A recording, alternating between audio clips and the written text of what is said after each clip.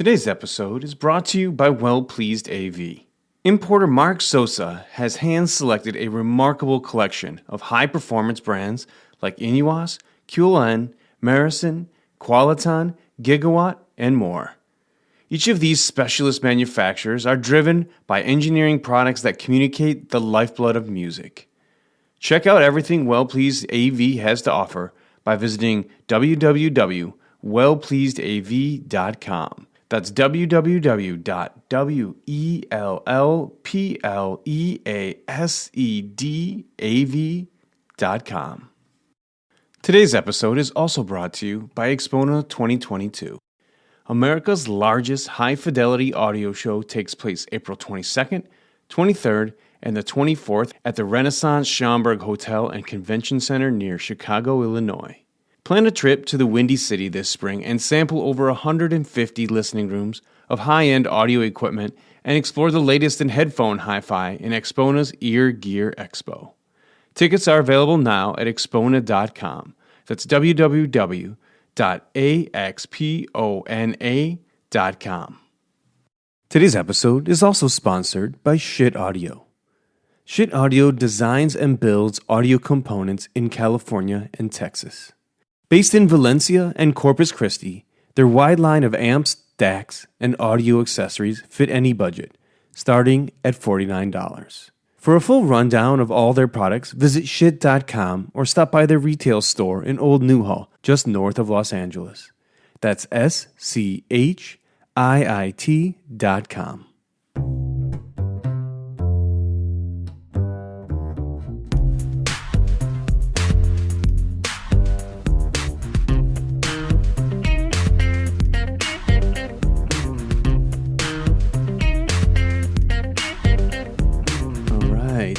Hey everybody, thanks so much for joining us.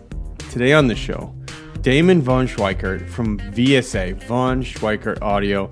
Thanks so much for joining us, man. I'm glad you had a chance to get together with us on remotely here. Oh, absolutely. I really enjoyed our last conversation, and I'm looking forward to another one. Yeah. So we actually got a chance to talk, I don't know, maybe it was like 6 months to almost a year ago now, about a lot of different things. And I found the conversation to be really interesting. So this podcast isn't going to be about any one particular thing. It's not going to be very, very specific. There's a couple of things I feel like Damon has a lot of interesting insights to kind of share. And we're going to bounce all over the place. But if you're an audiophile and you love the high end, I think it's well worth your time to kind of stick with it and listen to everything we kind of got to talk about.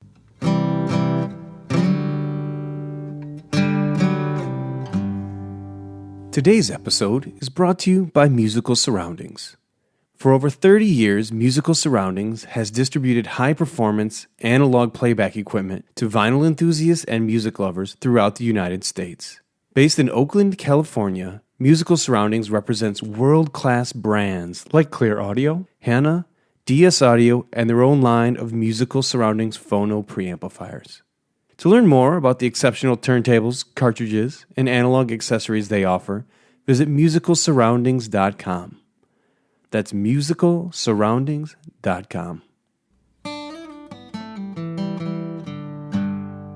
You have a lot of unique experience developing very high-end speakers, but also you have a lot of experience dealing with the audiophile community and kind of watching that change, evolve over time. And one of those things that we originally talked about that I thought was very interesting was this type of movement from the online audiophile, from forums to Facebook groups. And I guess if we even take a step back further, I could ask you, Damon, before the age of digitals, because actually I didn't get into this hobby before there was no forums. How did audiophiles really interact, do you think, before the advent of forums? And then now how has it evolved beyond that into the Facebook forum? I think that's a great question. I can only answer it as someone who grew up in the industry, and by that I mean I was going to audio stores with my dad when I was 6 years old.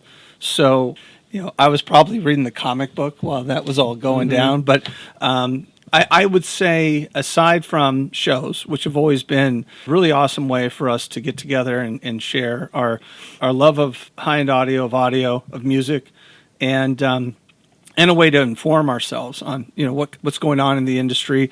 We had the magazines that were just lifelines, on a monthly basis to get information.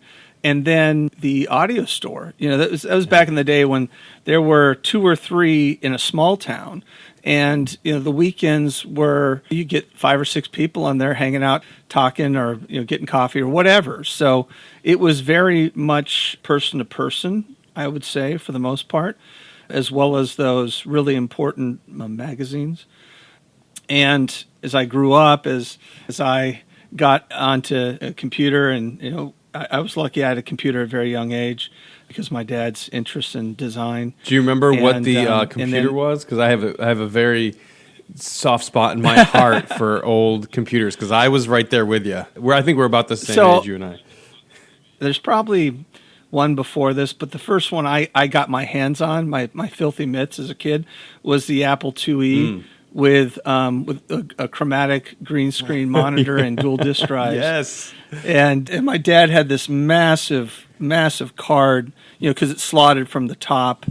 And it was an FFT test. And I just remember that thing. And I'd hang out with him while he was doing his testing. And the minute he was done, I'd hop on and start playing like some games or whatever, I won't be very specific, but that was my thing. Is I started coding Apple Basic back in the day too, so it was a great environment. What was your first computer? I was going to say, I don't know if many people know this, but there was a computer that was branded AT&T. Was it AT&T computer? Oh wow! Okay. Yeah, and That's awesome. Same thing for me. Back in the day, there wasn't like a ton of options. So like, I think if you're interested in computers, which was not like it is now, where it's like. Everything's on a computer. There was computers were like a separate thing, and you would learn BASIC. It was a big deal. You learn BASIC, BASIC, and then C++ later on, and this kind of thing. But it was that, and then the Commodore 64. I think was a little more gaming oriented. There's a lot more games on that. And, yes. And for those of you guys who don't know, and then, those games took forever to load. They would load with the first ones didn't even have a hard drive. They all booted into memory from a floppy drive, and that process took. Yes.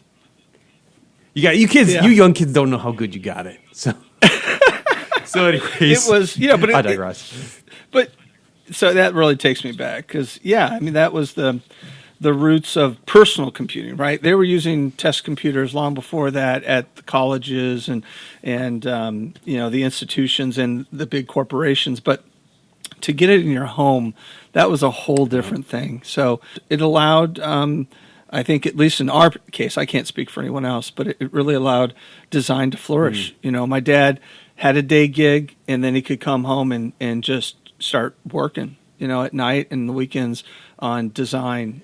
But to take it back for the listeners that don't know, your dad was not. It was not always a full-time audio thing for him.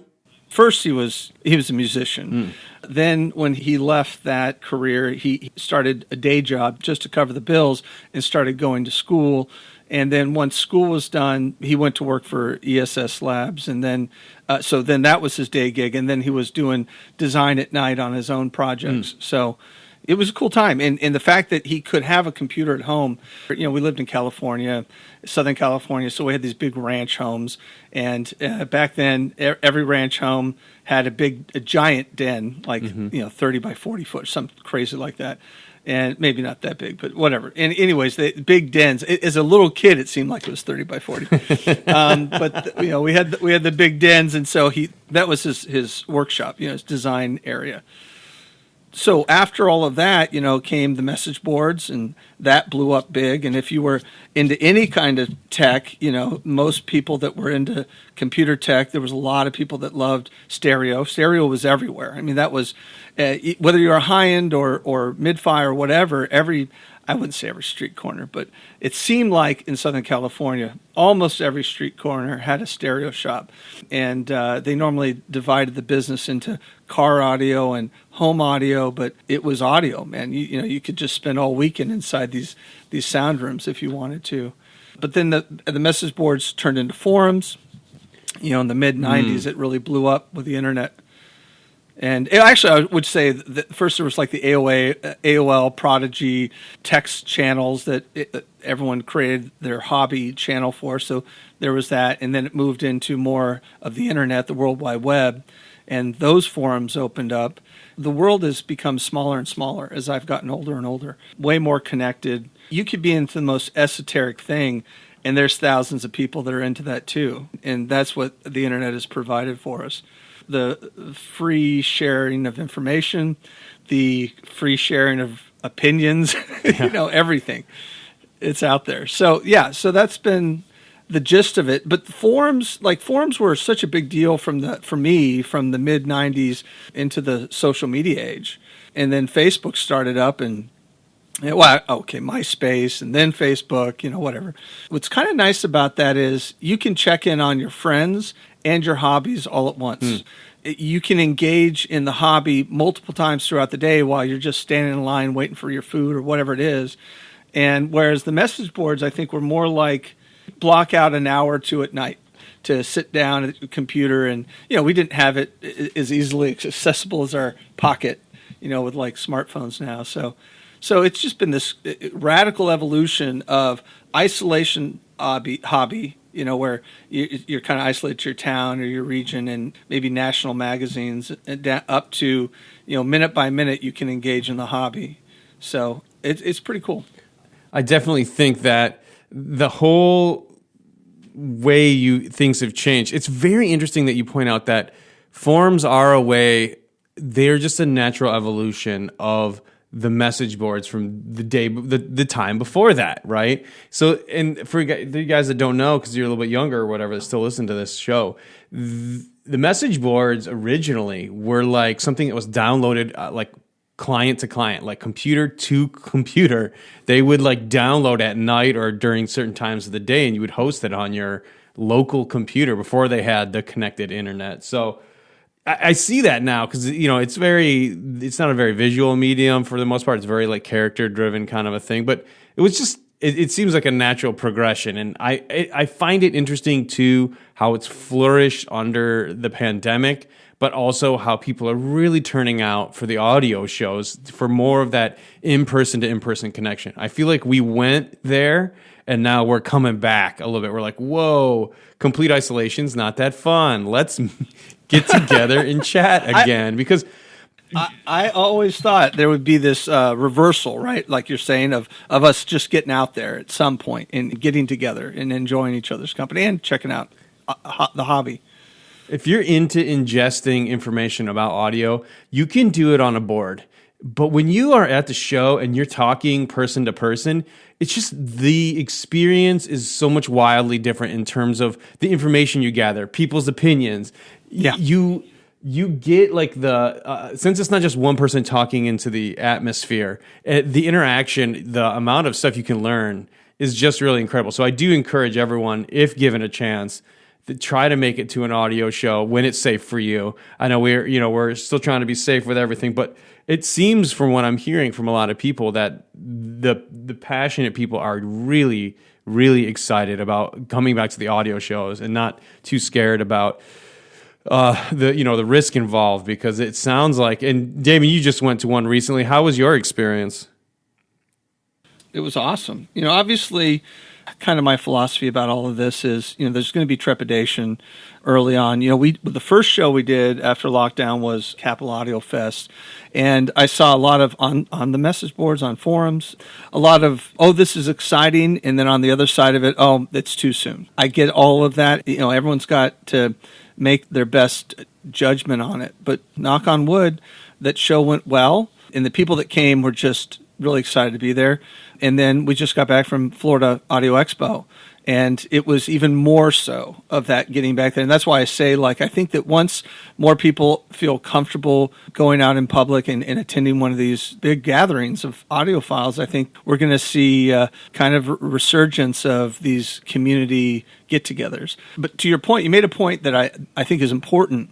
The whole idea of Facebook, and like you said, even the message boards, but I think the message boards back in the day, and the people are still on forums. And by the way, there's amazing forums out there. I'm still engaged in them.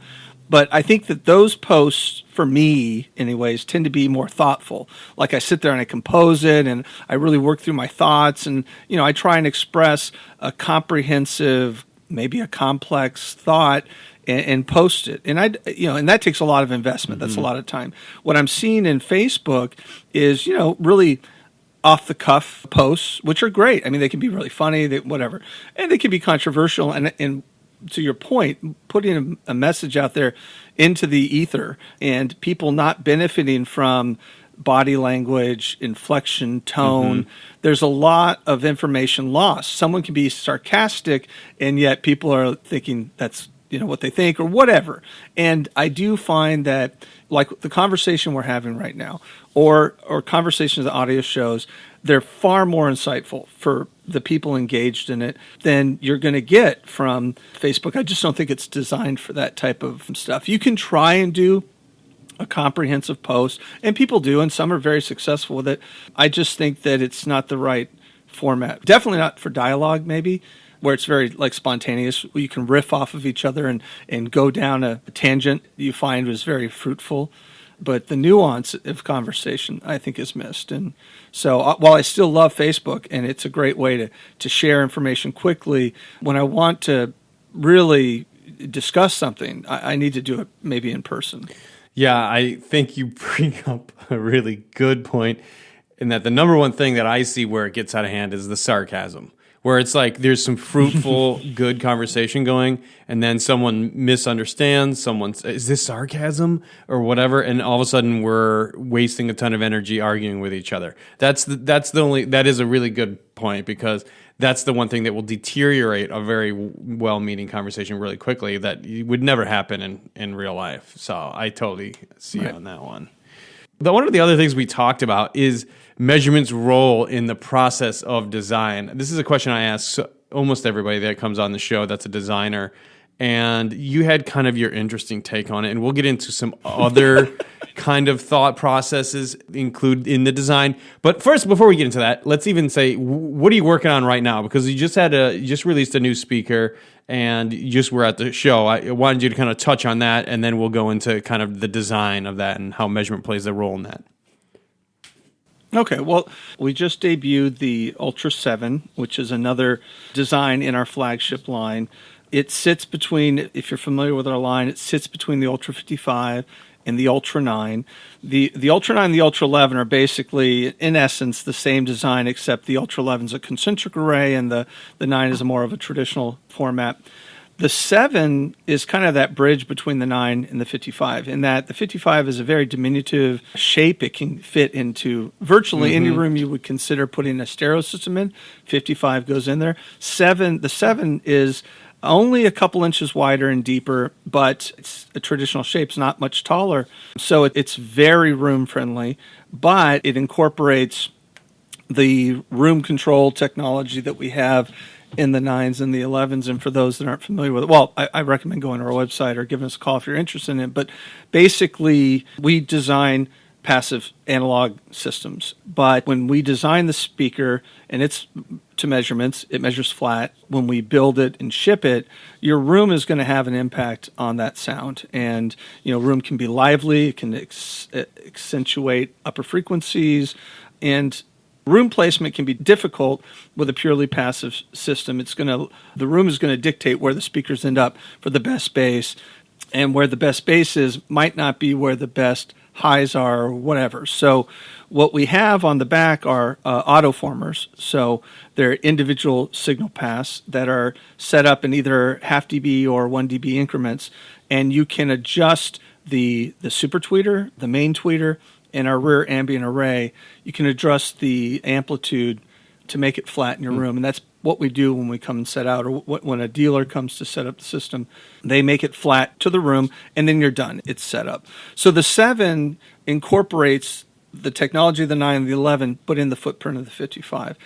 And to bring it back to your point, it was a 3-year process, and there's a lot of measurements that go on early on. I mean, from the very beginning, you start with the measurements of the drivers, and then the enclosure, and then you're creating the network that does the handoff, the also important crossover from driver to driver. And at the same time, you're trying to implement new drivers in the design as you're building it out, and you're constantly holding it up to your benchmark of what you're trying to achieve as far as the measurements go.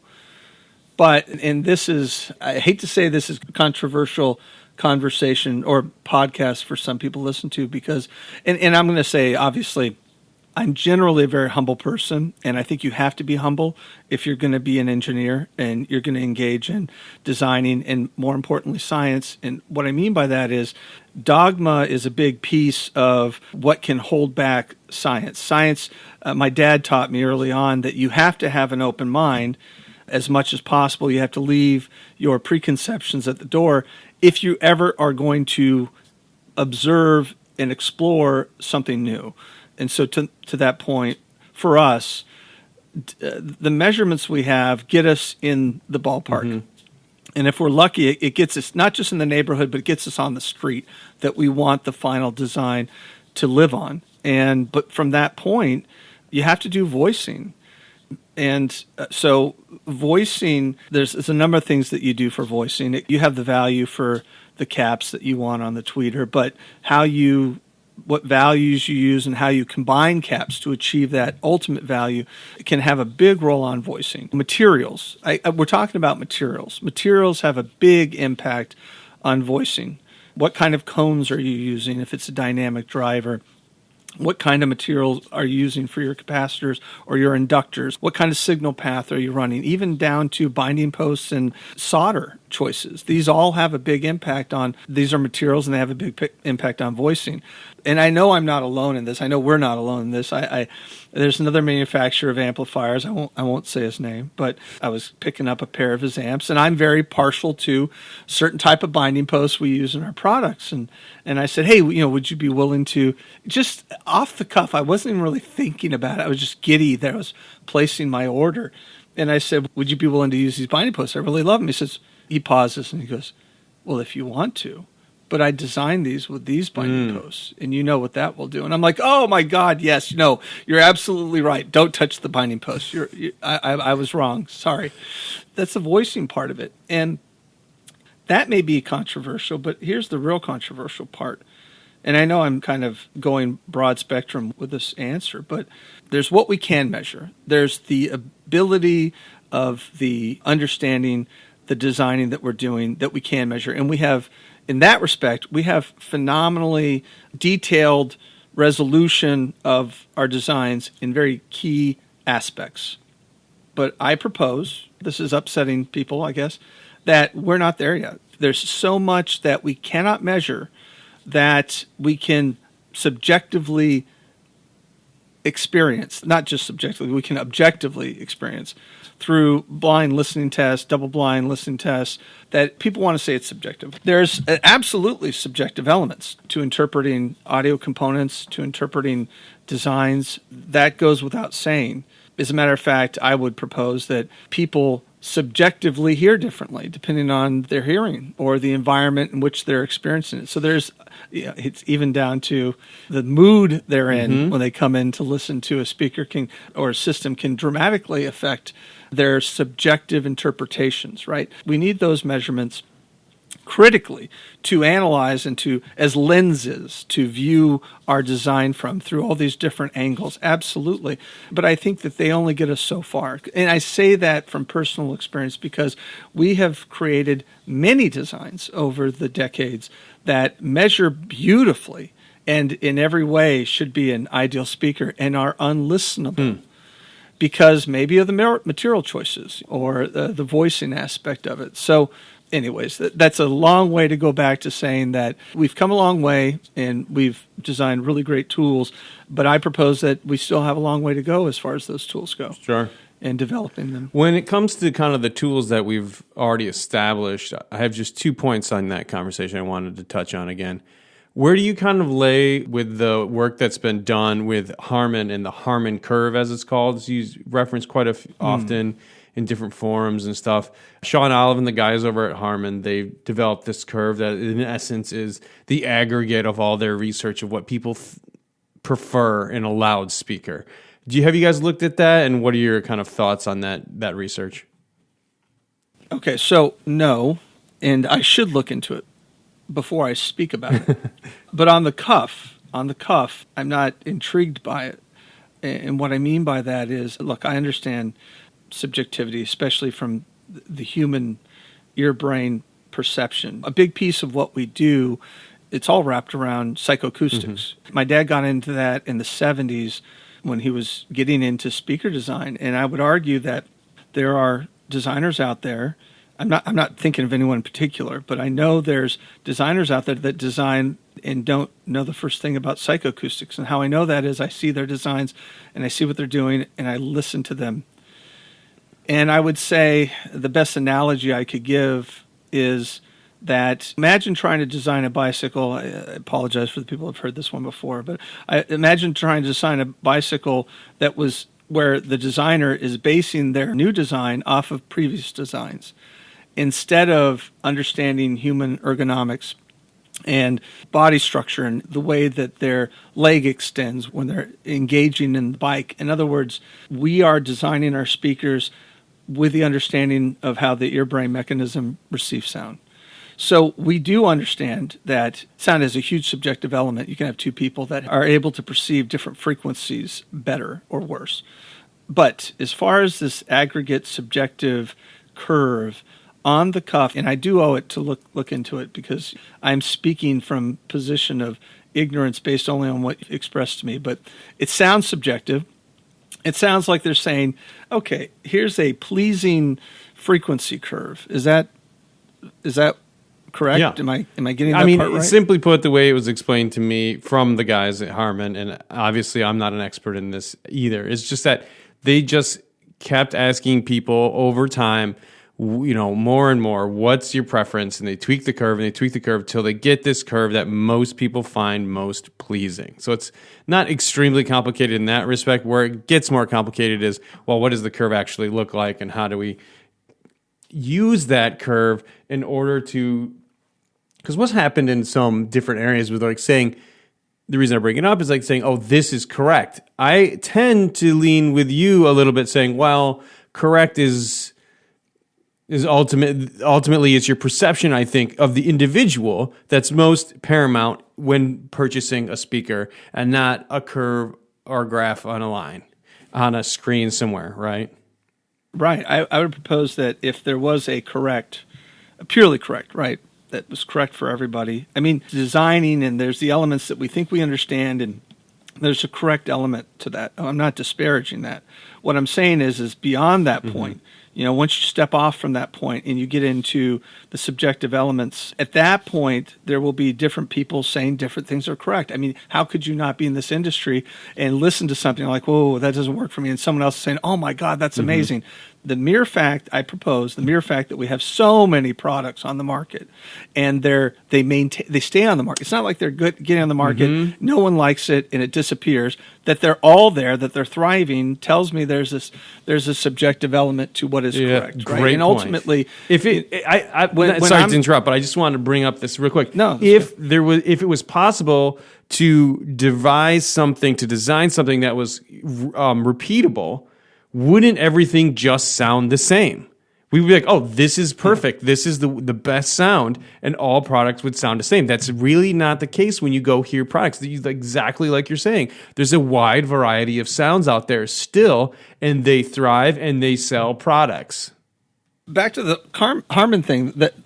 So a couple things come to mind. They brought in a bunch of people. They set up a system or systems, and consistently they found this plot of the frequency response. And my point to that would be, well, how many systems did they have? What was in the systems? What speakers, what electronics, what wire, what sound room, what countries, in other words, I know firsthand how I can make the perfect system for a room and a system. As a matter of fact, we've done that before. Before we realized the importance of testing our designs on different systems and in different rooms and with different audiences, we made the best sounding speaker for our system in our room. This happened when I was much younger. And then once we got it out in the real world, oh my gosh, was it not the right speaker for other people's systems? And that's when we incorporated that idea of having a stable of different amplifiers from prominent manufacturers and sources and testing environments and alpha testers, beta testers, all of that stuff.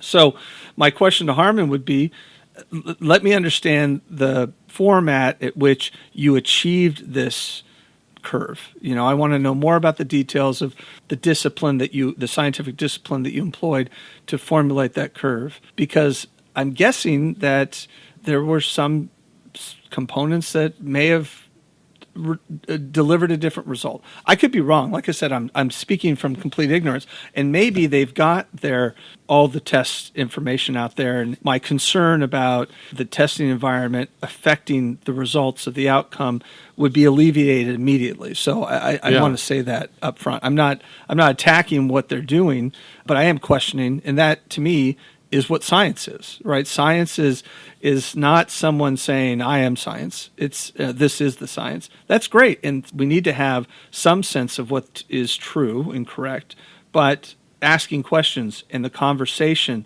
that to me is what science is, and breaking down preconceptions or dogma or whatever. I mean, obviously, oftentimes in science, the minority, right, not the consensus, but the minority, conspiracy theorists, if I will, I'm not talking about politics, I'm not talking about the media or anything, I'm just talking about science. There have been plenty of times where people said, this doesn't sound right. And everyone's like, no. Everyone knows that's correct. And then later on, all of a sudden, of course, that's the way it is. And then that becomes the consensus. So science is ever evolving. And when it doesn't evolve, when it cannot be questioned, then it is dogma, I think. Where is it in terms of your mind of one of the biggest, maybe couple of talking points, if you care to elaborate on misconceptions for this dogma that we speak of? I mean, what are, like, in your mind, at least some of the big ones that sit out there that are people like, oh, it's established as truth, quote unquote, in a way to a lot of people, but you necessarily don't perceive it that way?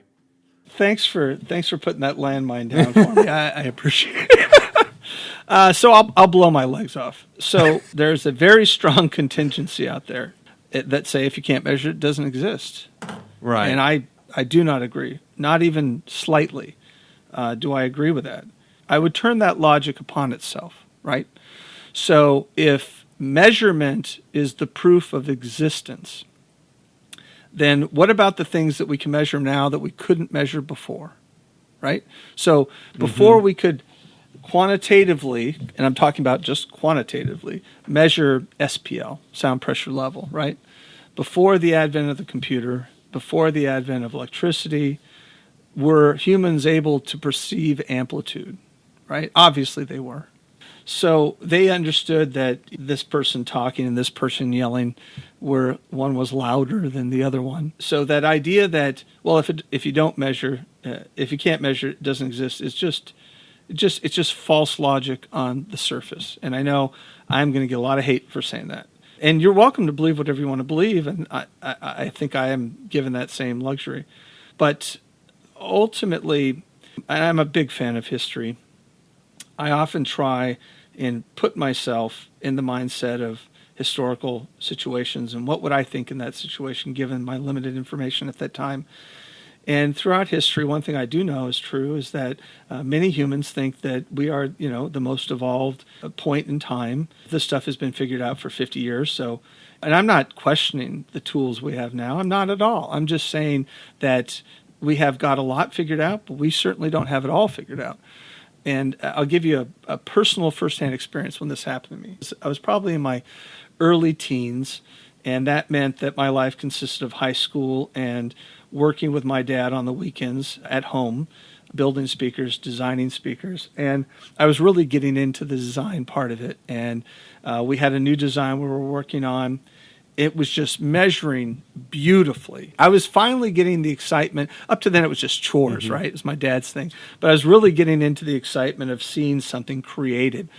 And we're finally at the point where we're going to start listening to it. And it sounded horrible.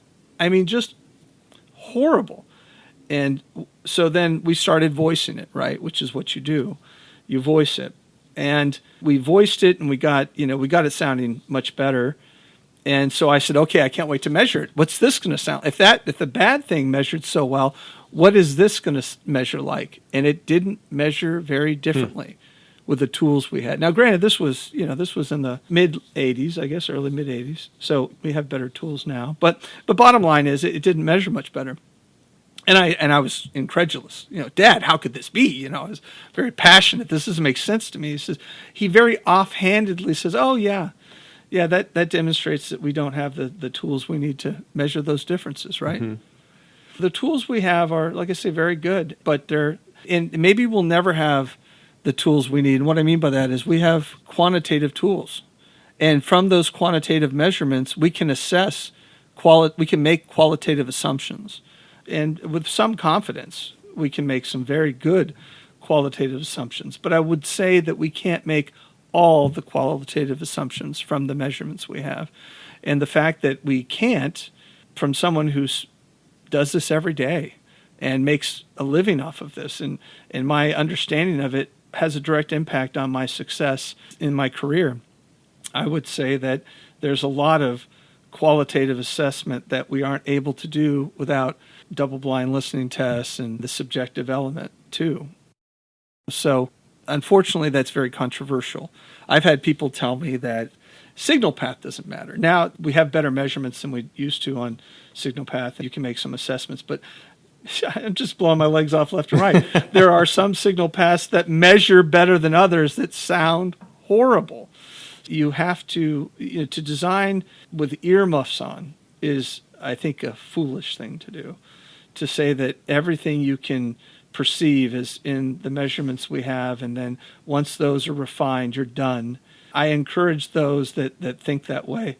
I look forward to hearing their designs, frankly. Because if you're going to assert that I'm wrong, okay, great, prove me wrong.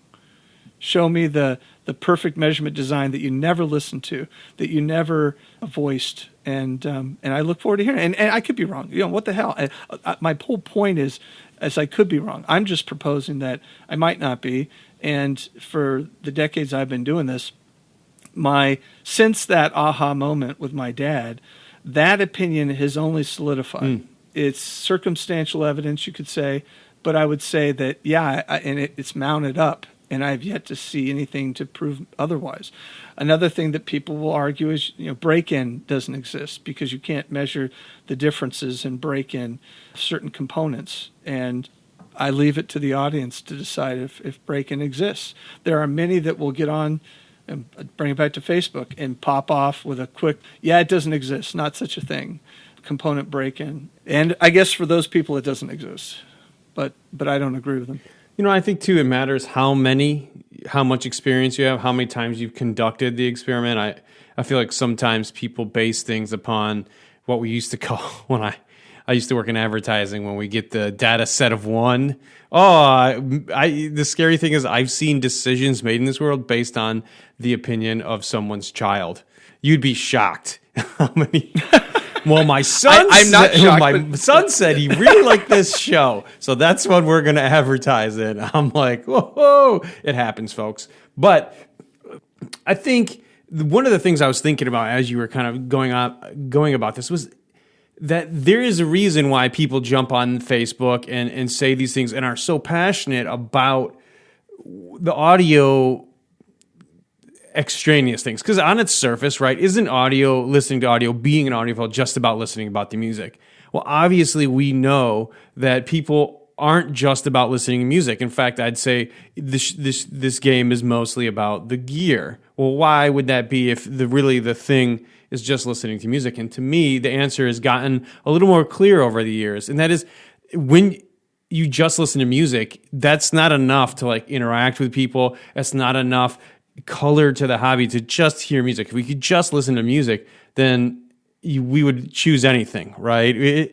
It's too simple and not complicated enough. We need to make the thing more complicated, and we make the thing more complicated by talking about these different things, purchasing different gear. And that's where the passion and the controversy kind of comes in, is because we're really just talking about the thing we love and exploring it in a deeper sense than just simply listening. Because I think we could, this is my controversial thing. I think maybe you agree or you don't agree. A lot of audiophiles have pretty terrible taste in music. What do you think? That's an interesting statement. I would say subjectively, absolutely, but objectively, who's to say? I mean, okay. So let me unpack that a little bit from my own mental process.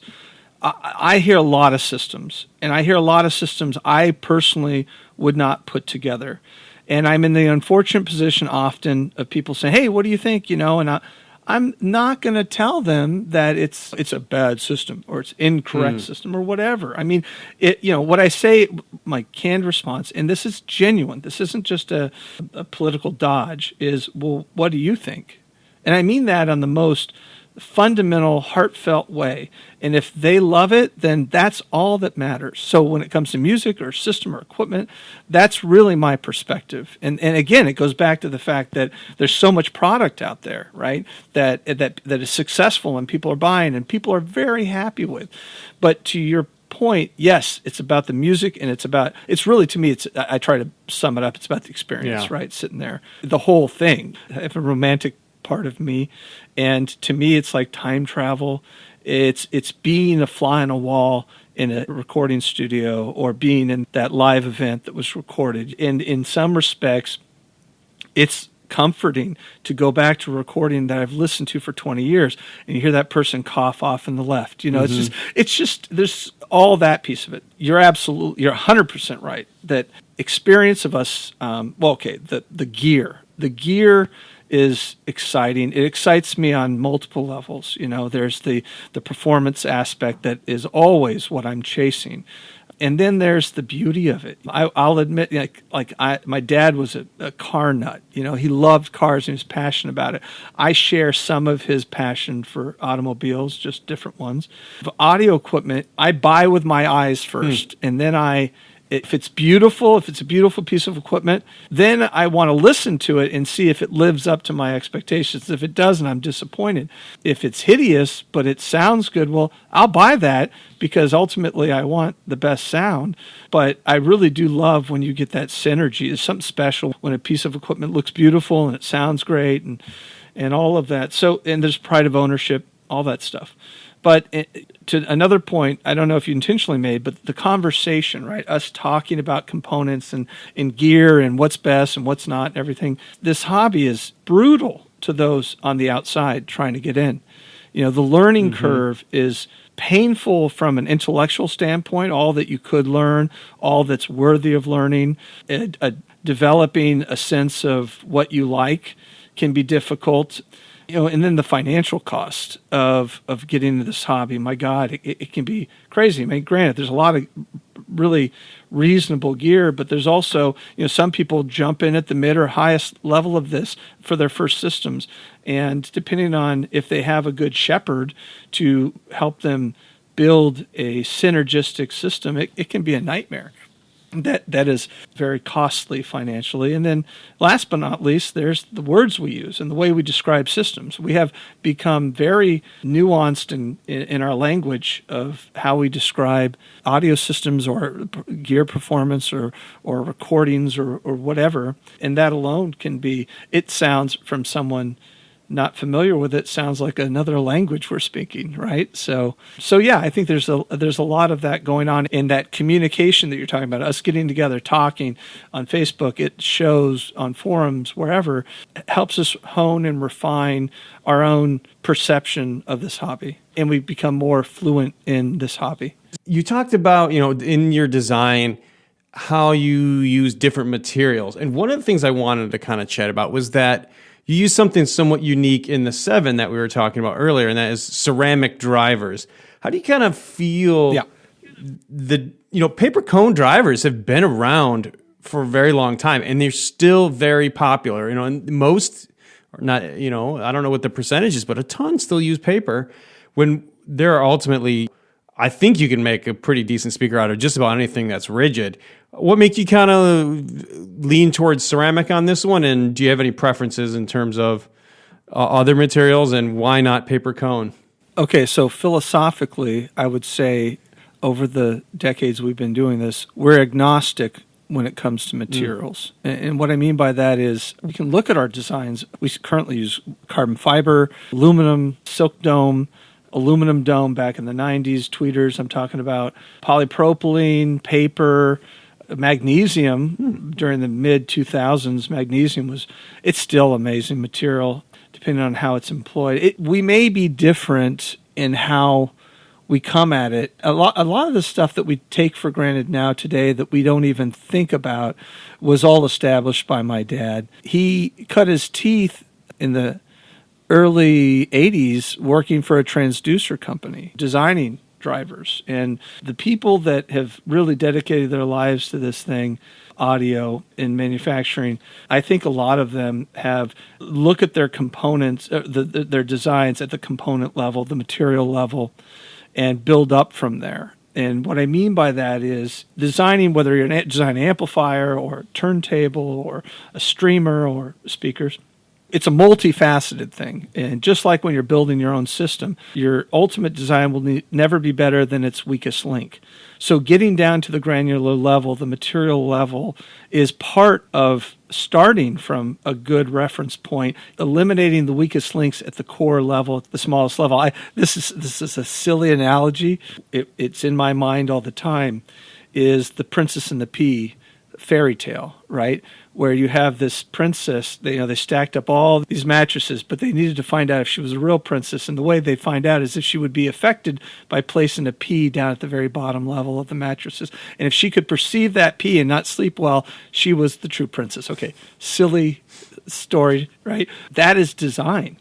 That is design. To imagine having something flawed, maybe flaw's not even maybe it's just not the best material possible at the core foundational level, and building the whole design on top of that, enclosures, crossover networks, signal path, everything that's in there. It's baked into the design. So if you don't start at that granular material level and work your way up, then that's your issue. So that's going to be an issue for your design. It's a little OCD, but it's how we come at things. And my dad was a big fan. So because he loved wire, signal path, he loved drivers. We're like on the Driver of the Month Club with a lot of manufacturers. We get prototypes before they even decide that they're going to produce them. And we listen to them and we play with them. And I will never claim to be as good at I'll never claim to be a transducer designer, because I'm not, but I'm highly opinionated about transducer designs, and I can have insight at times on what might improve them. There's stuff coming out all the time, wood pulp drivers, ceramic, what have you. The first time we got the ceramic drivers, I'll freely admit I went to pick it up and I broke the shell because I had no idea. They said it was delicate. I didn't know it was that delicate. Oh my God.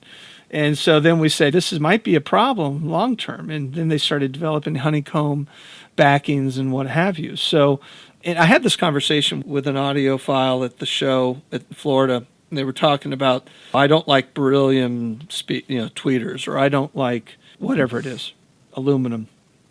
And I share those opinions. While there's certain areas I don't like aluminum, but it's only because I haven't heard it sound good in that employ. And so what I would say is, if you're able to discern the material of a driver and a speaker, then ultimately the design has failed.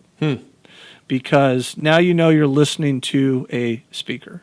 And the goal is that we don't have that realization. We're not sitting there hearing how great that mid-range sounds. We're hearing, hopefully, the music it's reproducing. That is the goal. Design philosophy is, and my dad came up with it in the 70s, is that a speaker's goal is to inversely decode what a microphone encodes. Material science is all obviously means to an end. When someone sits there and says, and this is what they say, historically, my experience has been ceramic cones are cold or beryllium is hard. And I would encourage them to listen to our speakers then, because we did that. We fought that for a long time. A lot of people came into our room. The first time we were showing beryllium, I think, I could be wrong, was in the VR55 back in 2014. And people said, I don't like beryllium tweeters. And I said, really? How does this sound? And they'd listen, and they're like, I'm I'm not hearing that. And it's because we come at it from the material side. There is an issue with beryllium that needs to be addressed. I would also suggest that, and I could be wrong, but I would propose that just because you've heard something wrong consistently in other designs, one of the factors could be that it just wasn't implemented correctly or optimally, let's say, in those designs. And so that's why I go back to my saw that you need to leave the baggage at the door. If you come in with a preconception that this sounds this way and this sounds this way, then you might miss something. Confirmation bias is an issue. As a designer, we have to check ourselves constantly because we might miss something in the design process because we're dogmatic about some element in the design. So does that address what you were saying? Yeah, absolutely. I just find it really interesting because now I'm thinking about there's like a lot of designers that stick with what they know. But you guys are kind of saying in a way that we're open to a lot of different angles, the different things. Is that one of the reasons you think that contributes to the material changes from model to model and this kind of thing? Yeah. Okay, so that's a point I wanted to make, and I forgot to address it. So there's another element of this. People have their comfort zone. Designing's difficult, and when you have success, well, it becomes much easier. Your investment in design, it's much easier to mine the vein of success that you've achieved, right? It's far more difficult to switch up your game. I'm not saying that as a way to elevate what we're doing or anything. I'm just saying we've been fortunate to have some really successful designers that brought their own perspectives in. My dad did instill that groundwork of constantly pursuing new materials because you never know where the next great leap in performance is going to come back. And I'd say even with our own designs, when I look back over the years we've been doing this as a series of revolutionary jumps followed by evolutionary achievements. So a series of plateaus, hopefully ever increasing. I'd like to think that we're ever increasing. But yeah, you make a big jump. With our Ultra line, I feel like that was a revolutionary jump. And now as we fleshed it out, even with the Ultra 7, we have evolutionary improvements in the Ultra 7 that are not reflective in the previous iterations. So that's just natural. And it should be natural if you're moving in the right direction. Some artists, as maybe a clumsy analogy, are really good with watercolors, and others are great with oil paints, and others are great with acrylics. So people work in the mediums that they're comfortable with. And the true, I got to be careful what I'm saying, but bottom line is I have a lot of respect for artists that can jump genres and flourish. And because we respect that, because we try to emulate that in our own work. And for example, we do dynamic drivers and we do the speakers that we do now, but it doesn't mean we haven't done electrostats. It doesn't mean we haven't done horn systems and what high efficiency systems. We play with those. We experiment with those all the time. We have a whole graveyard of just stuff that we wanted to play with, and that's where it's a double-edged sword. We love design. We've always been more heads down. So when you ask me about the Harman curve, when we talk about marketing, I recognize we're not marketing. We're not great at marketing. I've been the CEO for this company since 2015. I keep saying we're trying to get better at marketing and discussing what we're doing. White papers, for example, that's a dry form of marketing, but it's the marketing we would be more comfortable with, talking about the technology that we're developing and what we're working on. But we love, the best part of my day is when we're back designing and working on stuff. So that's kind of where my head's at. I think that there are people that are doing great work and they've really perfected the materials they're working with. So kudos to them. And the people that enjoy their work, great, that's awesome. But for us, we want to keep pushing our own envelope, because if we're not progressing, we're not getting personal satisfaction out of this. And that progression sometimes means switching materials. And if you look at our designs over the decades, you'll see that material switch. That is so interesting. One of the crazy things that popped into my mind when you were talking was it came from an interview I did with Andrew Jones of ELAC, and he kind of alluded to, although I don't think he specifically said it this way, was that given at any specific price point where all other kind of things are the same, when he creates a sequel like to his budget speakers, part of his fear that he expressed was that he didn't know if people would receive it the same way. So he thinks it's better, but there's always this like kind of unknown, like we were talking about earlier, like what is correct or what is the truth here? And he said like, oh, I make these speakers. I don't know if every time it launches, there's no guarantee that this is going to be another hit or that people even like the sound better because there's so many constraints. Obviously, if you have tons of R&D, tons of money jumped in, you can move your material costs out of this, you can make a better speaker. But at any single given price point or within the constraints of the budget, right? He doesn't know if he mixes things up, if it's going to be well received as the previous version. And I'm like, oh, that seems surprising to me on some level. Yeah. I'm so with him at the core of what he's saying as a designer, or, you always wonder, is the new design going to be well received? Are we going in the right direction? What's nice is, and I know that Andrew shares this, is that the more designs you put out that are successful, the more confidence you can gain that you're going in the right direction. But to his point, at any point, I am concerned about straying off into left field. It is possible, I guess, with successful designers like Andrew and many of the other ones that are in this industry, whether it's amplifiers, speakers, whatever, their ongoing success should really be considered with awe, I frankly, because to have one success, that's amazing. That's great. But to have one after the other, you should never take it for granted as a company or as a designer. It's amazing. And there's so many people in this industry that have achieved that. It's humbling to still be here and be maybe among them. I don't know. But to Andrew's point, there's a lot of other factors that go in. You have to, every design in some degree is an exercise in compromise, especially when you're restricted by budget, right? So you may have a great fix for that voicing in the mid-range, but oh my gosh, the fix is not going to fit into this price point. So you have to find other solutions. And I think we talked about this briefly, but necessity is the mother of invention. And people that are able to operate with more restrictions are even more impressive to me because of what they achieve. And they achieve revolutionary breakthroughs in design progress through those necessities. Mm-hmm. So yeah, but aside from just the design process, there's so many things that go into making the speaker success. You could have a great design that historically you look back and say, wow, that was a great design, but the market wasn't ready for it, or mishaps in marketing, whatever, can doom a product well beyond just the design process. So that whole thing is multifaceted.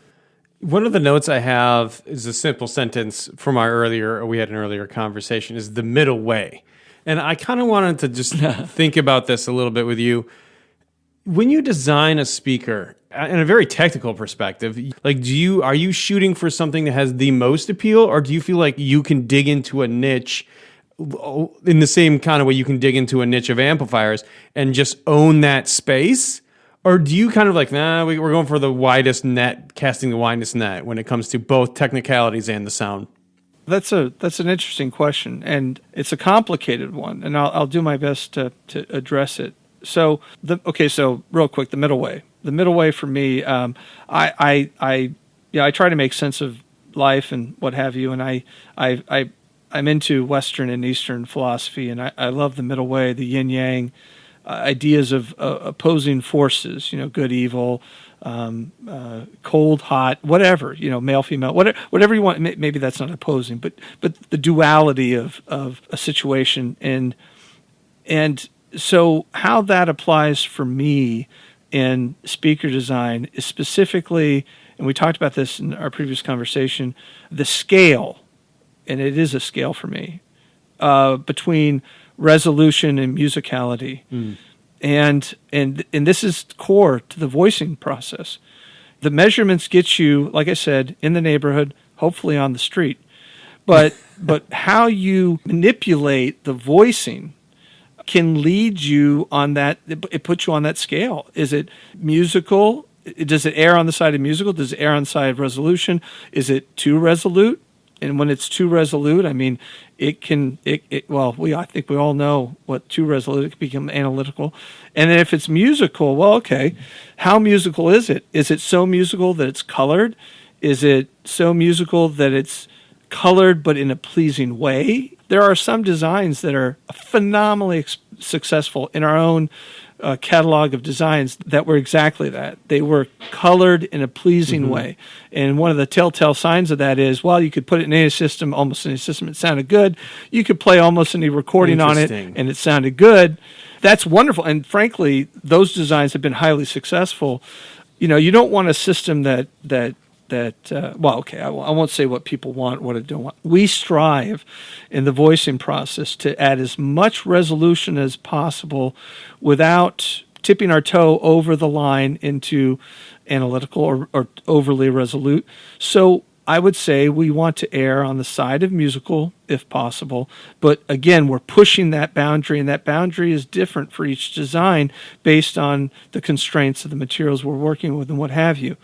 So I believe that our core of trying to, as best as we possibly can, reproduce the recorded event dictates where we end up.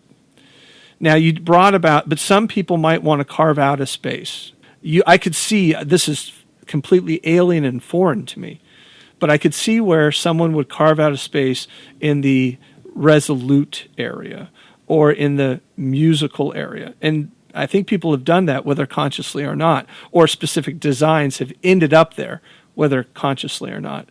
But to your point about our design and how it interacts with other designs, for example, amplifiers and source and wire and all that stuff, I'll bounce back to what I mentioned before.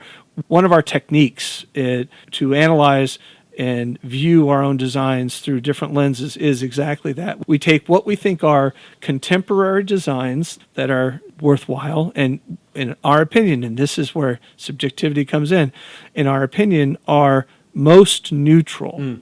And that's what we want to view our product with. The worst thing I could do is take an amplifier that I think is analytical and try and make what I think is a neutral speaker sound good on it. Because the minute I do that, you take that on a neutral product or a more, let's say a more neutral product, an amplifier, or a more musical product, and suddenly my speaker is going to sound too warm, or it's going to tip the scales.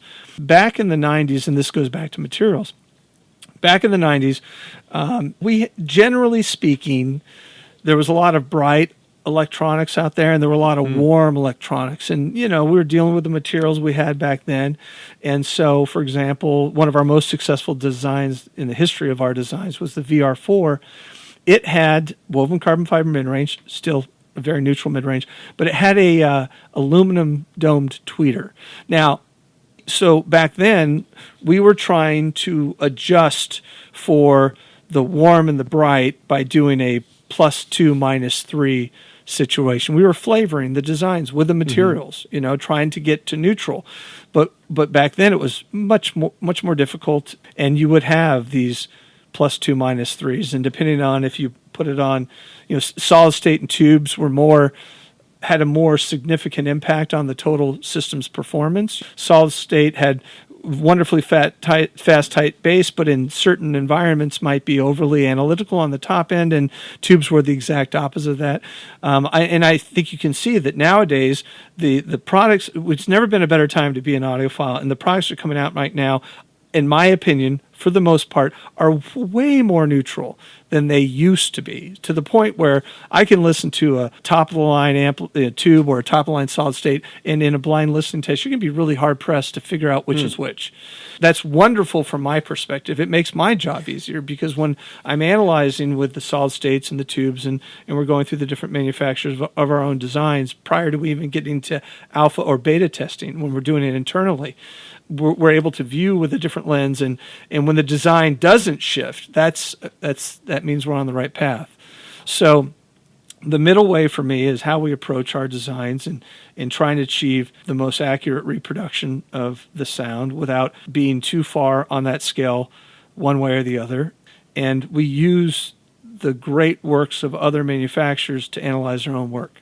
And if we do that properly, and if customers are doing the work of analyzing the components they're putting in their systems to build synergistic systems, or the dealers they're going to are worth their salt, which they should be, and they probably are at this point because they're still in business, are able to put together those synergistic systems, advise them, hey, look, okay, you want to get one thing in your system, you want to improve it.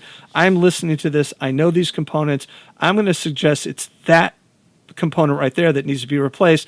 Let me give you something to try out and see if it makes it better. That is, all of us are trying to get to that middle way, right, in our own systems, if you think about it.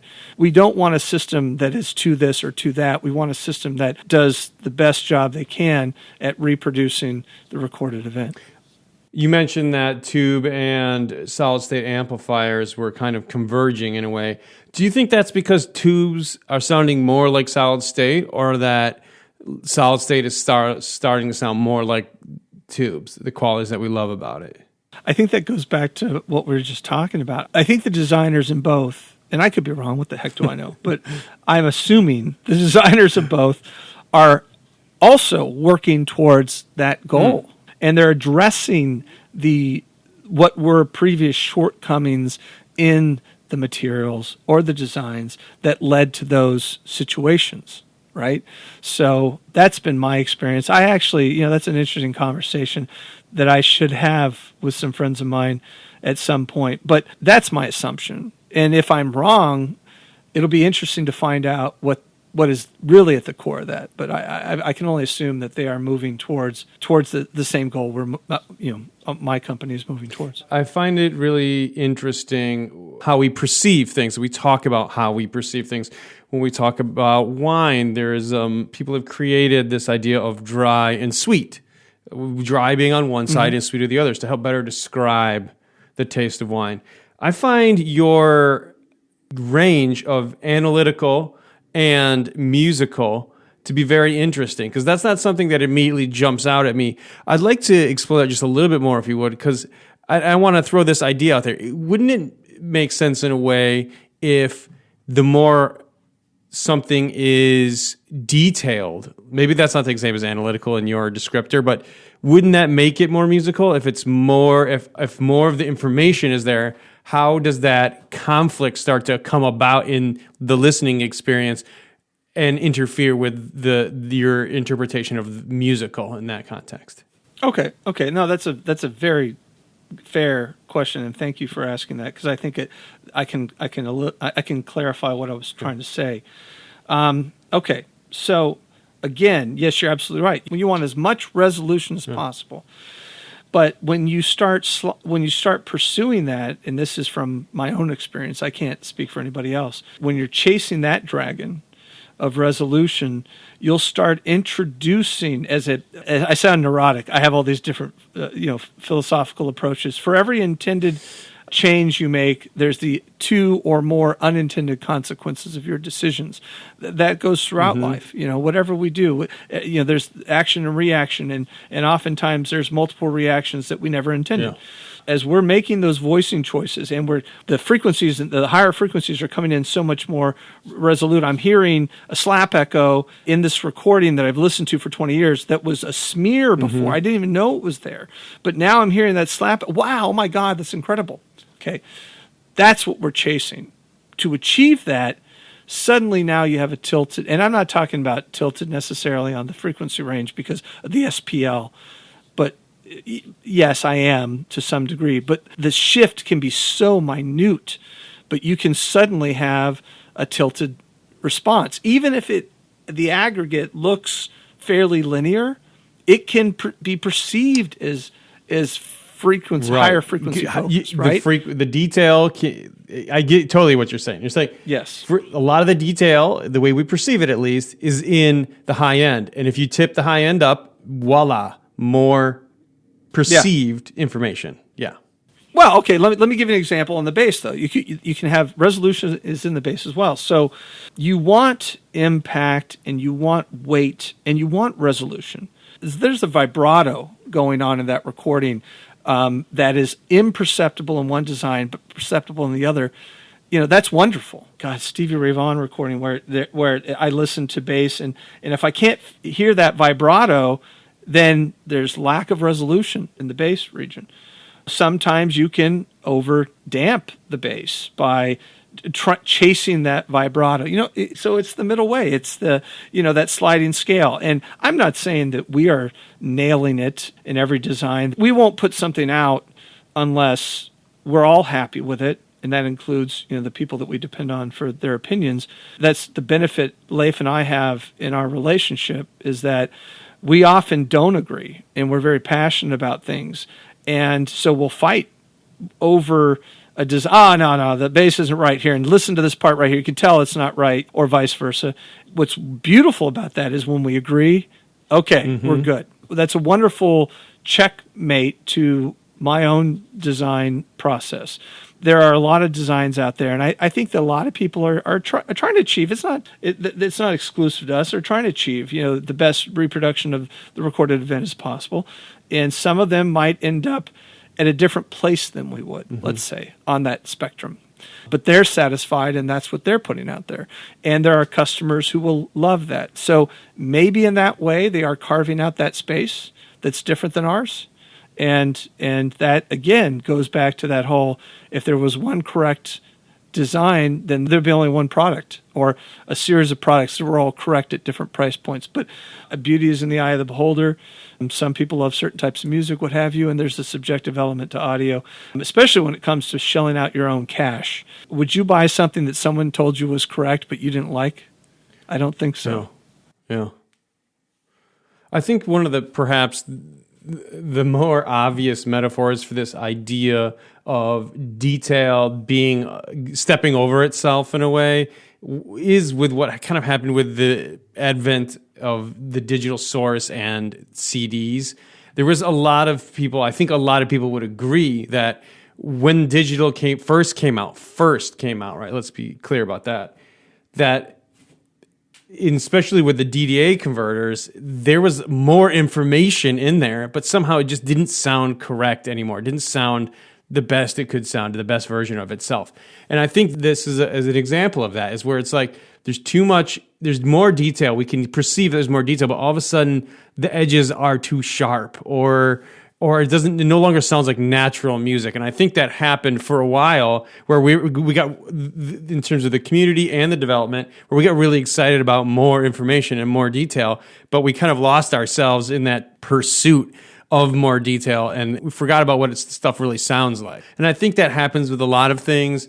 Our perception, I keep using that word, but it's very important when you're talking about listening to music. I feel like the more we chase, as you said, the dragon on these things, sometimes we chase it too far down the wrong path, and all of a sudden we've lost where we started from, in a way. Well, I think that's very human, right? We overcorrect. Yeah. And you brought up a great point. Like, we were lucky to be there at the advent of digital audio and to see it in its very clumsy beginnings, and the progression and its sophistication now. I mean, it's exciting stuff. That's what gets me excited to go to audio shows every year. If I was just seeing the same old thing, man, what's the point? Why spend the money and invest the time? But no, it's the fun part of this. But let me give you another example. And again, I'm just going to be upsetting a lot of people here, but the proof to me, anyways, that there's a lot of subjectivity in this industry is what I would say is fads. I think this hobby is just like other hobbies, automobile, whatever, watches, whatever you're into. Fads are powerful, and they influence subjectivity.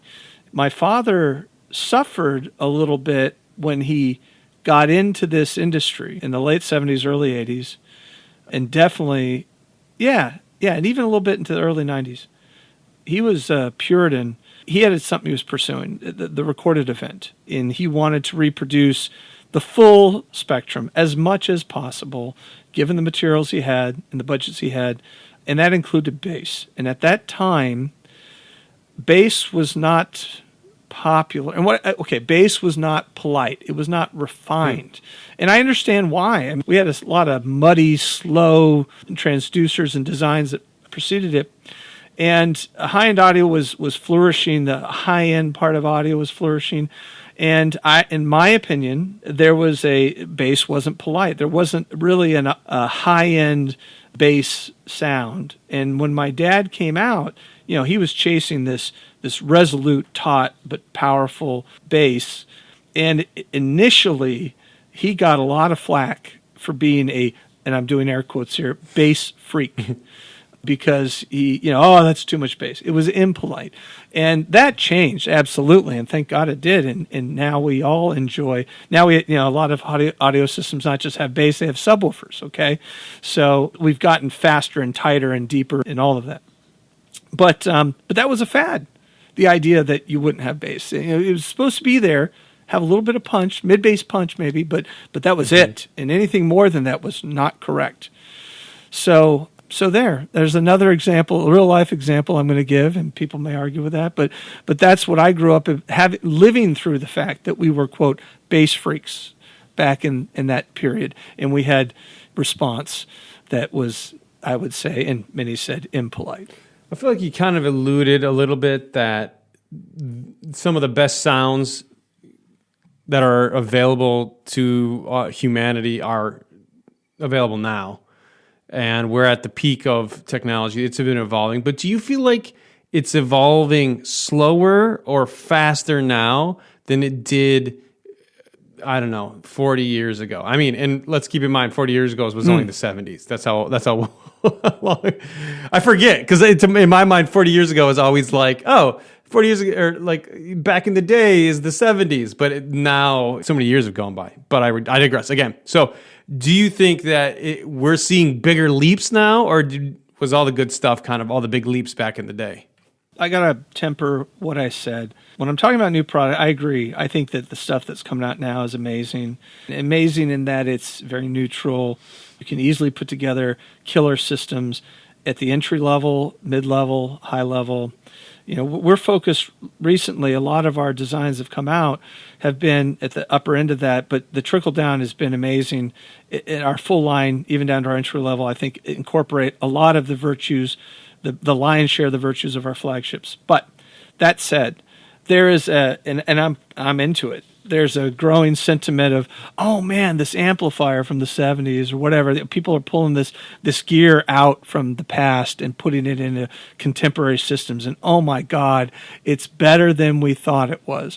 And maybe a piece of that is that the speakers have gotten better. Yeah. So the speakers are now, maybe we didn't realize, but the speakers were the limiting factors of some of those older designs, I'll say speakers because I can beat myself up, but maybe it's the signal path or the source or whatever. So there's gems to be found, and the people that really are passionate about older gear are not wrong. As a matter of fact, they know how well built that stuff was and how good it sounds.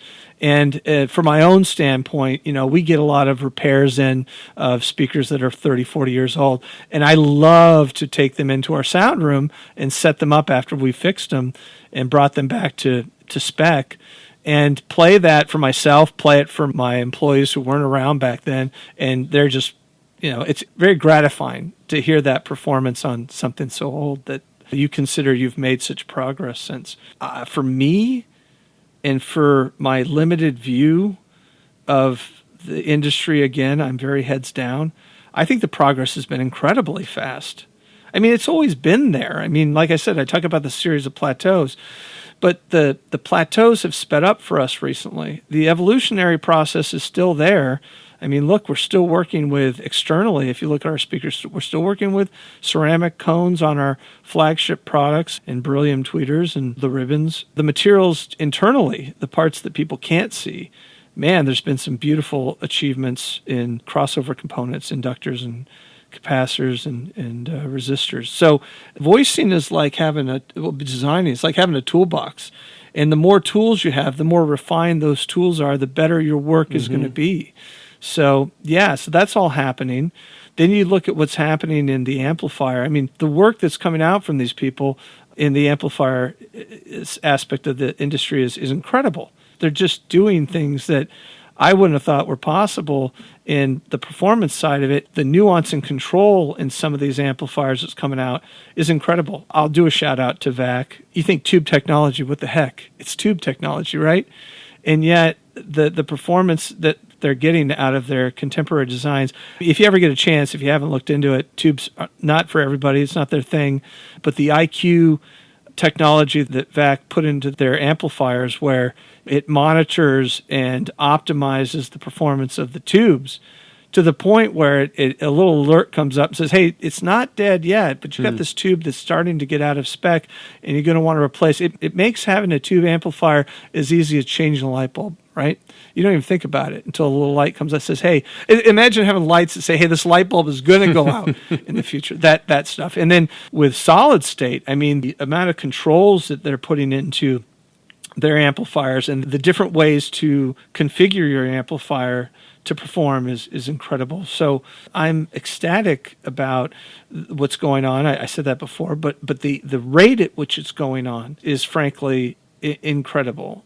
I don't know where it's going. I don't know if this rate can maintain, but man, it seems like several different fields. Okay, in turntables, in cartridges, tone arms. I mean, everything is really impressing me. And that's not a political position. That's a genuine position of mine where I'm being very frank. I mean it when I say it's never been a better time to be an audiophile, especially if you're in the market to buy something. So you have a lot of options and you need to exercise those options. And what I mean by that is it can be difficult. There's not 3 audio stores. Sometimes there's not even one audio store in every town. You might have to drive. You might even have to get on a local hop to your local hub on your airline. But with some of these prices that people are paying for equipment, this is a big investment. It's worth it to do it, in my opinion, because, yeah, okay, you bought this one, it's got some good marketing, but did you get the best component for your system? And you won't know that until you get out there and really experience. That's why the audio shows are a great way to kind of whet your appetite. You know, these rooms are bad. They just are. Some are better than others, and the setup times are ridiculously, tiny, sometimes less than 24 hours.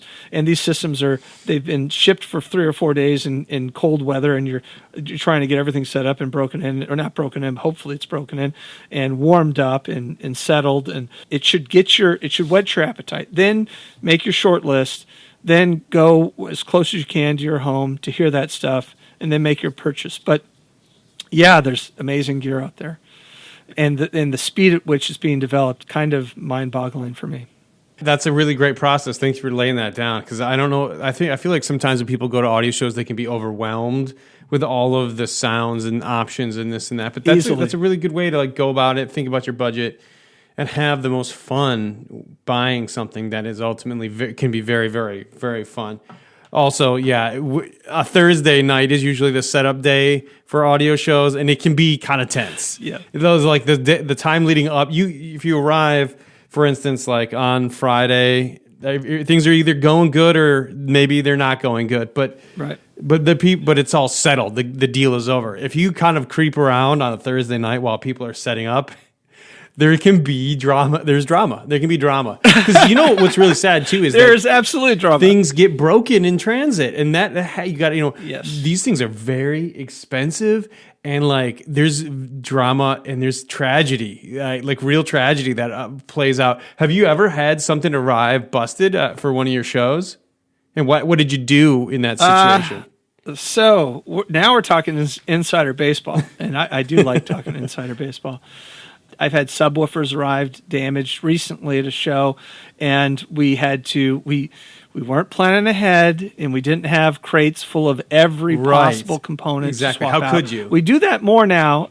We never thought that the amplifier on the sub would get damaged. It just did. Forklifts are a deadly thing to audio. So we overnighted an amplifier, and thank God we had time to get it installed and get it up and running. But I'll give you a heartbreaking moment. We were getting ready to release the VR7. This was, I think, 2005, 2006. And we're at the Alexis Parkway at CES. We had a big room, and everything's going well. And I did something so stupid. And it's a beautiful mahogany veneer.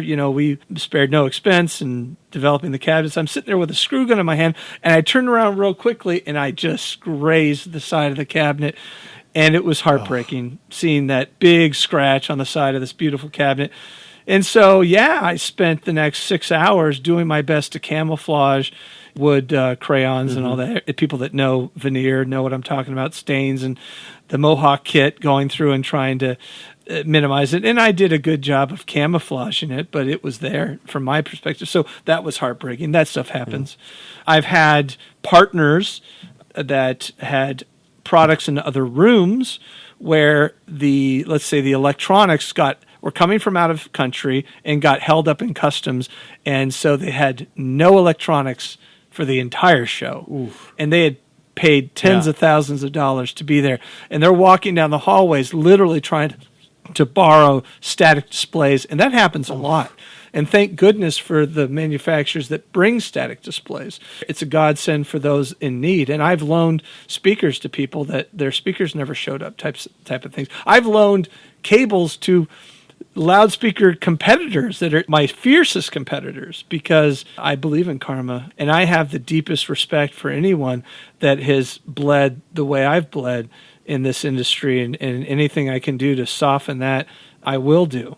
Yeah, I guess that's part of the thing that I miss, is that every audio show, regardless of where it is or what's going on, there's an element of real drama. That it's kind of, when we all come together, there's a story at every show that doesn't really ever get told, because like you said, it's behind the curtain stuff. And I find that the tragedy as much as the success, because there's sometimes when you go in and the room is just amazing. Yeah, I don't even know if that same sound could ever be recreated in the exact same way. And I've been there, and maybe it's just me and my experience, but like there's been listening sessions where I'm like, this is almost spiritual. It's so moving in a way, and the vibe is with everybody. I know these guys, this is what they live for. It's their thing. But I've seen tears. I've seen closed eyes, and I'm sure you have a couple of stories on your end of just reactions that are like, everybody's like, all right, let's just settle down a little bit, folks. Settle down. There's nothing better than making another manufacturer cry.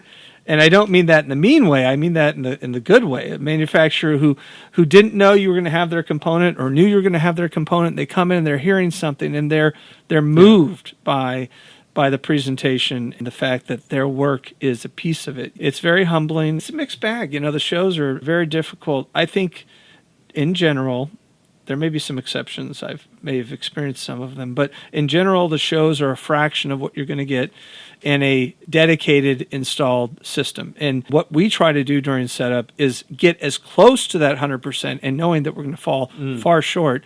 But in striving, one of my mentors long ago said, I used to set realistic expectations. He says, Damon, you're making a mistake. And I said, what do you mean? He says, no. You got to shoot for the stars. Because when you fail, if you fail, but more than likely when you fail, you're going to achieve so much more than had you made a realistic endeavor, right? So I took that to heart, and we do that in our setups, and it leads to sleepless nights. It can lead to tired, grumpy people arguing. You've got manufacturers with different goals, and sometimes, I hate to say it, those goals have nothing to do with getting the best sound. They may be showing a new product, and the new product needs to be shown, and for whatever reason in this room, it's not shining compared to not having that new product, but that product has to be shown. So there's all that comes into play as well, the business side of it. We can't all be purists, but I tend not to show with people like that, because I believe that you never get a second chance at first impression, and so therefore you have to be tyrannical in getting the best sound you can, getting as close to that 1.0 instead of that 0.4 or 0.8 fractional performance.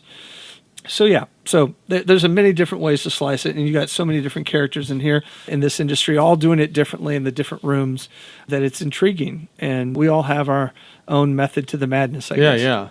I liken it to when I used to play in rock bands, as listeners know. I was a musician for quite some time. We would have really good shows sometimes, and I felt like the response was only like so. It always kind of influences you when you're up there on stage, but there was also some times where we had very bad shows, and someone would come up and be like, that was the most amazing thing I've ever heard. And I would be so gracious to be like, thank you. But inside I was dying because I'm like, I know we could do better. Yes. I know we can play better than what course. you heard, but I'm glad you had a good time. But it's not my takeaway from this situation.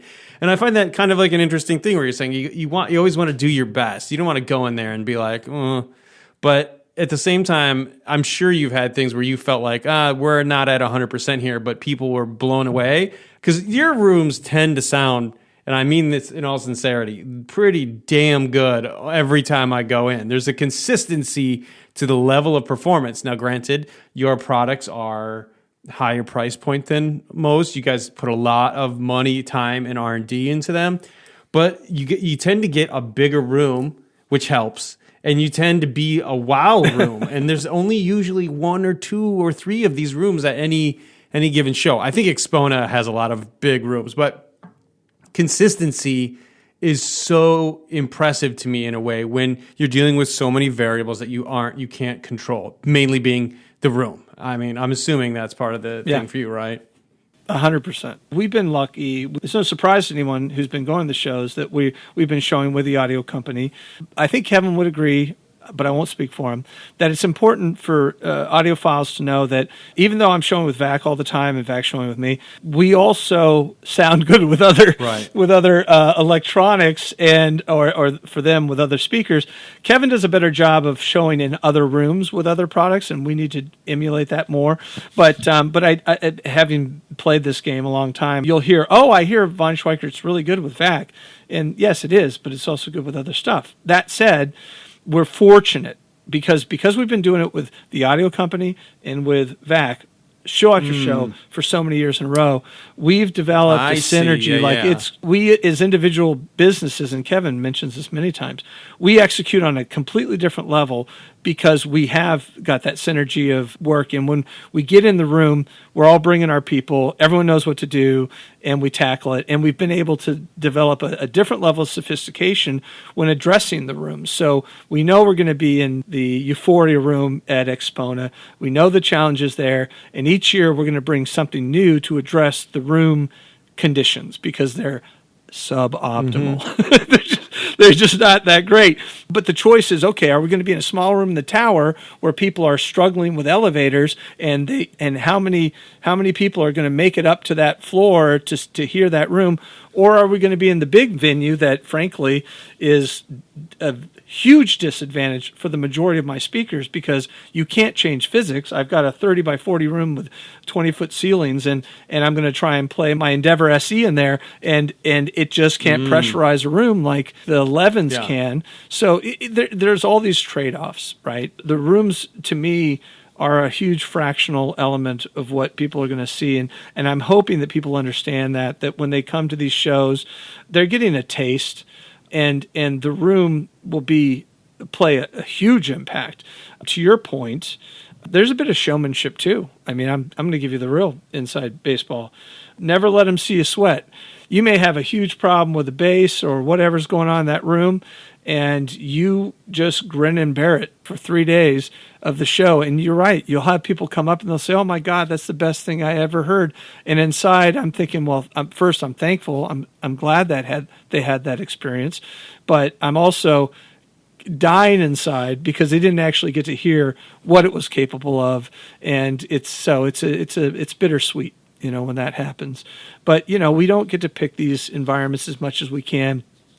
Over the years, we've learned when a new show happens, if you don't get the big room in the beginning, you're never going to get the big room because it's locked up. People don't give it up. And so, it's first come, first serve, right? Yep.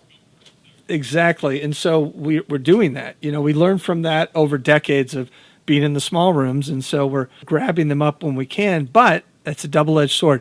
For Kevin and Vac, for the Source guy and everything, they're fairly okay because, and I'll explain something too, this may upset some people, but it's true. The speakers are the front man of the band, and when the room sounds good, it's not always, but often, the speakers sound good or the speakers sound bad. That's a double-edged sword for everyone in front of it because they've made some amazing products, and yet I'm getting all the praise or I'm getting all the blame, right? So, but the big rooms are a challenge for me because I do want to show our all of our line. And the physics of the rooms are just, the big rooms are not a good environment for that. We do the best we can. And for example, at the Florida Audio Show, we played the Endeavor SE in the evening after hours. It's a giant room. We put them in between the Ultra 7s, and people were blown away. And we've had that experience at Capitol Audio Fest too.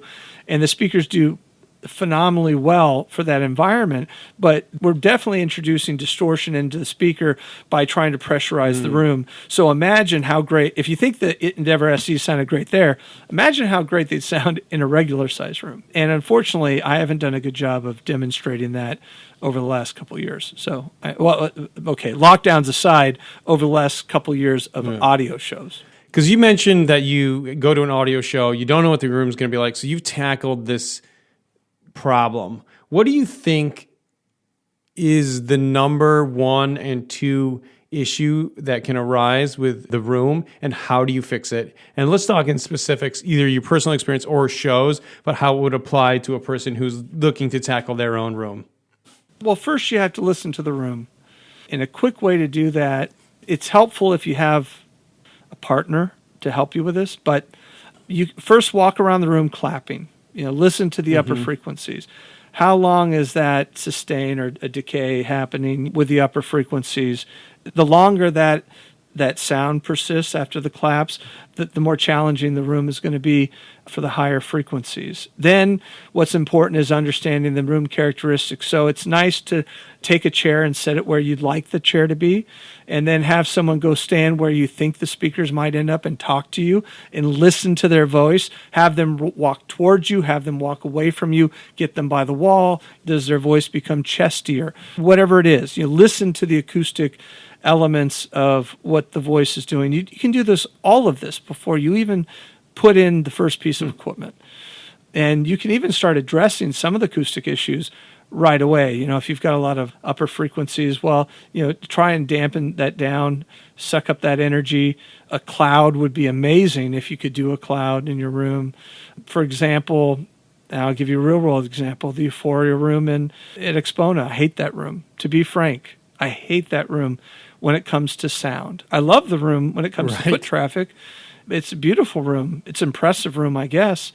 There's this giant ceiling, and then up in that giant ceiling, there's an alcove. And then inside that alcove, there's air ducts. So we've got this crazy, crazy upper frequency going on there.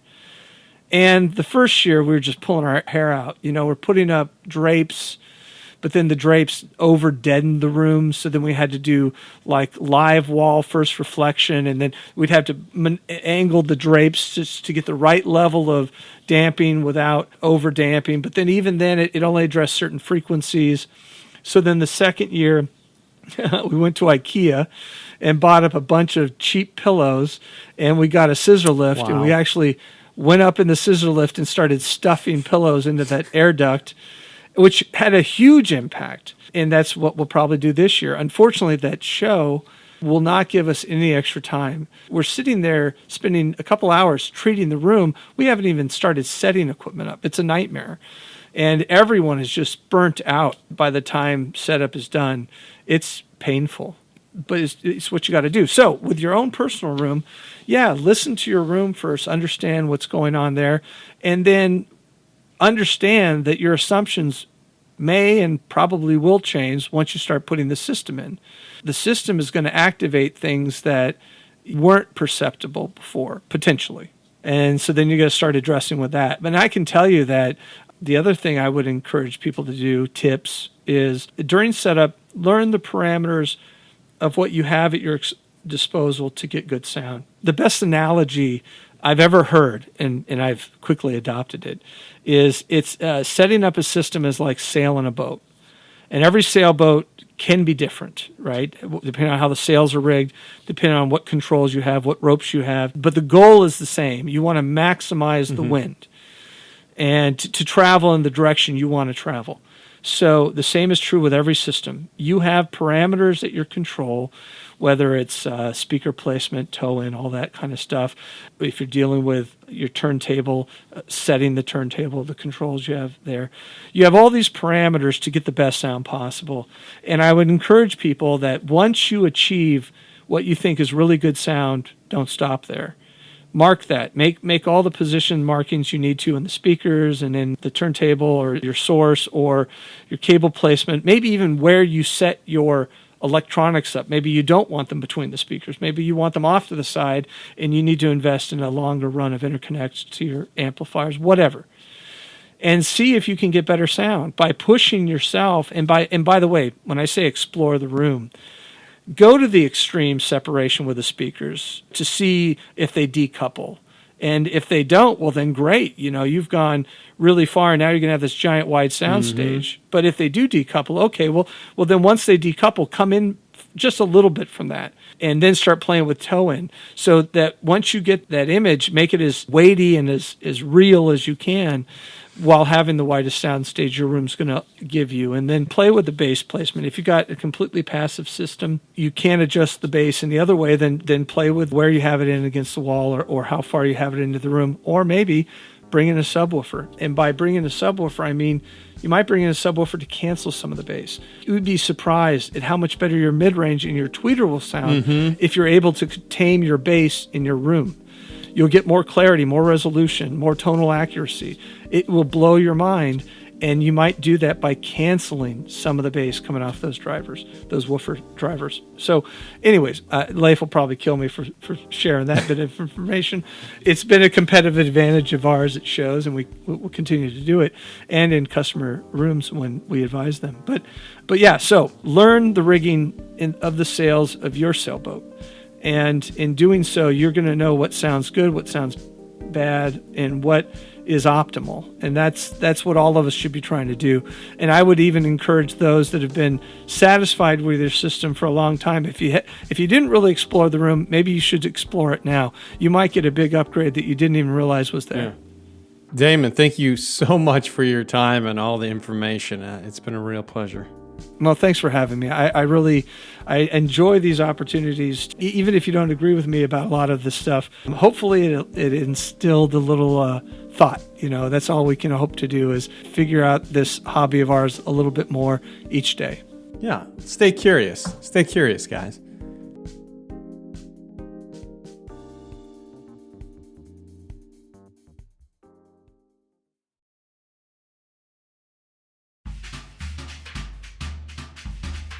The Occasional Podcast is a production of the Part-Time Audiophile Network, which includes PartTimeAudiophile.com, The Occasional Magazine, the PTA Newsletter, and AudioHead.com. You can stay in touch with us on Twitter, Facebook, Instagram, and YouTube. The Occasional Podcast is produced and hosted by Brian Hunter, executive produced by Scott Hall at PTA Productions. If you haven't already, please subscribe to the Occasional Podcast on iTunes, Google, Spotify, or wherever your favorite podcasts are downloaded.